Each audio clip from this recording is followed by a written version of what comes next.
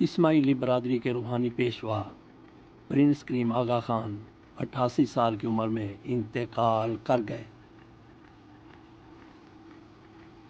آغا Khan development net work کے مطابق اسماعیلی برادری کے روحانی پیشوا اور دنیا بھر میں اپنے ترقیاتی کاموں کے لیے مشہور شہزادہ کریم الحسینی پرنس کریم آغا خان چہارم 88 سال کی عمر میں لسبن میں انتقال کر گئے ہیں۔ آغا خان ڈیولپمنٹ نیٹ ورک کا کہنا ہے کہ ان کے نامزد جانشین کا اعلان بعد میں کیا جائے گا۔ دنیا کے 1.5 کروڑ اسماعیلیوں کے 49ویں موروثی امام یا روحانی پیشوا تھے۔ برطانوی، فرانسیسی، سوئس اور پرتگالی شہریت رکھنے والے بین الاقوامی شہرت یافتہ پرنس کریم الحسینی نے دنیا کے غریب ترین علاقوں میں لوگوں کی مدد کے لیے کروڑوں روپے خرچ کیے۔ پرنس کریم نے 2007 میں نیو یارک ٹائمز کو دیے گئے ایک انٹرویو میں کہا تھا کہ اگر آپ ترقی پذیر دنیا کا سفر کرتے ہیں تو آپ دیکھتے ہیں کہ غربت افسوسناک مایوسی کا محرک ہے اور اس بات کا امکان موجود ہے کہ کوئی بھی راستہ اپنایا جائے گا۔ انہوں نے اخبار کو مزید بتایا تھا کہ کاروبار کے ذریعے غریبوں کی مدد کر کے ہم انتہا پسندی کے خلاف تحفظ پیدا کر رہے ہیں۔ شہزادہ شاہ کریم الحسینی 13 دسمبر 1936 کو جنیوا میں پیدا ہوئے اور اپنا ابتدائی بچپن نیروبی کینیا میں گزارا۔ بعد میں وہ سوئٹزرلینڈ واپس آئے اور ہارورڈ میں اسلامی تاریخ کی تعلیم حاصل کرنے کے لیے امریکہ جانے سے پہلے خصوصی لی روزی اسکول میں تعلیم حاصل کی۔ جب ان کے دادا سر سلطان محمد شاہ آغا خان 1957 میں انتقال کر گئے تو وہ 20 سال کی عمر میں اسماعیلیوں کے امام بن گئے تھے۔ آغا خان ترک اور فارسی الفاظ میں ماخوذ کمانڈنگ چیف ہے۔ وہ اس لقب کے چوتھے مالک تھے جو اصل میں 1830 کی دہائی میں فارس کے شہنشاہ نے کریم کے پردادا کو دیا تھا جب انہوں نے شہنشاہ کی بیٹی سے شادی کی تھی۔ اس کردار میں اسماعیلی برادری کے لیے رہنمائی فراہم کرنا شامل ہوتا ہے، جس کے ارکان وسطی ایشیا، مشرق وسطیٰ، جنوبی ایشیا، ذیلی صحارا افریقہ، یورپ اور شمالی امریکہ میں رہتے ہیں۔ مئی 1960 میں اپنے والد کے انتقال کے بعد آغا خان نے ابتدائی طور پر اس بات پر غور کیا کہ آیا وہ اپنے خاندان کی ریس اور گھوڑوں کی افزائش نسل کی طویل روایت کو جاری رکھیں گے یا نہیں۔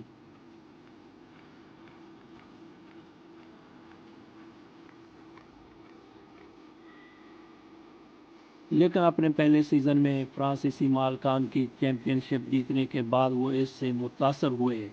انہوں نے 2013 میں وینڈی فیئر کو دیے گئے ایک انٹرویو میں کہا تھا کہ مجھے یہ بہت پسند آیا ہے، یہ بہت دلچسپ ہے، ایک مستقل چیلنج ہے۔ ہر بار جب آپ بیٹھتے ہیں اور پرورش کرتے ہیں تو آپ فطرت کے ساتھ شطرنج کا کھیل کھیل رہے ہوتے ہیں۔ ان کے اسٹیبلز اور سواروں نے سی دا اسٹارز جیسے گھوڑوں کے ساتھ بڑی کامیابیاں حاصل کی، جس نے ایپسم ڈربی اور گنی 2000 جیسے مقابلے جیتے، اور سنڈار جس نے اسی سال 2000 میں ایپسم ڈربی، آئرش ڈربی اور پریکس ڈی ایل آرک ڈی ٹریومف بھی جیتا۔ لیکن شاید ان کا سب سے مشہور گھوڑا شیر گر تھا جس نے ایپسم ڈربی، آئرش ڈربی اور کنگ جارج مقابلہ جیتا تھا۔ اس سے پہلے اسے فروری 1983 میں آئرلینڈ کے بالیمنی اسٹڈ فارم سے اغوا کیا گیا تھا اور تاوان کا مطالبہ کیا گیا تھا، جس میں مافیا لیبیا کے سابق رہنما معمر قذافی اور IRA کو مشتبہ قرار دیا گیا تھا۔ تاہم آغا خان کی جانب سے کوئی پیسہ ادا نہیں کیا گیا تھا اور گھوڑے کا کوئی سراغ کبھی نہیں ملا۔ آغا خان نے 1967 میں آغا خان ڈیولپمنٹ نیٹ ورک قائم کیا۔ بین الاقوامی ترقیاتی ایجنسیوں کے گروپ میں 80,000 افراد کام کرتے ہیں۔ آغا خان نے 1967 میں آغا خان ڈیولپمنٹ نیٹ ورک قائم کیا۔ بین الاقوامی ترقیاتی ایجنسیوں کے گروپ میں 80,000 افراد کام کرتے ہیں جو افریقہ اور ایشیا کے غریب ترین حصوں میں اسکولوں اور ہسپتالوں کی تعمیر اور لاکھوں لوگوں کو بجلی فراہم کرنے میں مدد کرتے ہیں۔ انہوں نے اپنے ترقیاتی کام کو نجی کاروبار کے ساتھ ملایا۔ مثال کے طور پر یوگنڈا میں ایک دوا ساز کمپنی، ایک بینک اور ایک فش نیٹ فیکٹری کے مالک تھے۔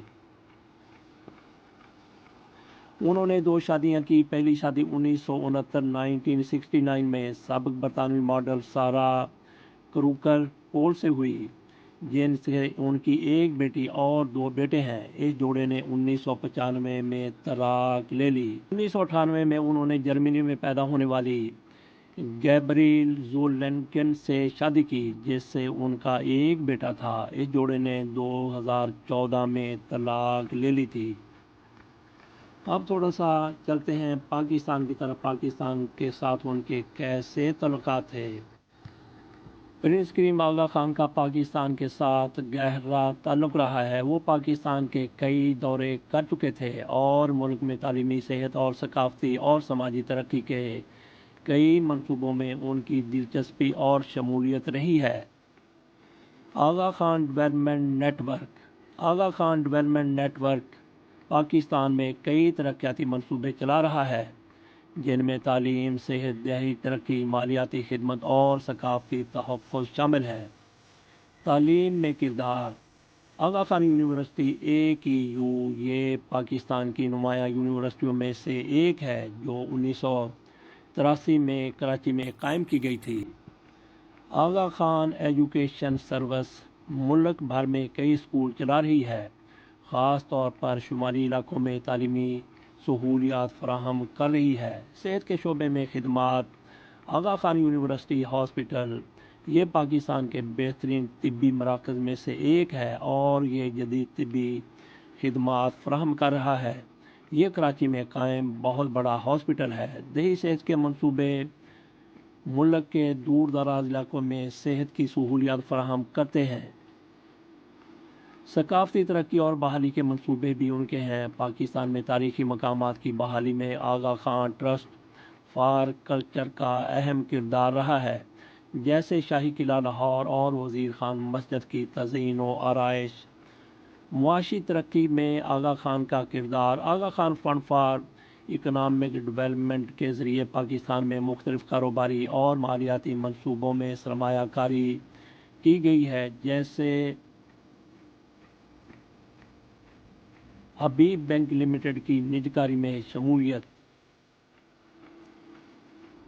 حکومت پاکستان کے ساتھ کریم آغا خان کو ان کی سماجی خدمات کے اعتراف میں حلال پاکستان اور نشان امتیاز جیسے اعلیٰ سول اعزازات دیے گئے تھے۔ پرنس کریم آغا خان پاکستان کی سماجی اور اقتصادی ترقی میں ایک اہم شخصیت کے طور پر دیکھے جاتے ہیں۔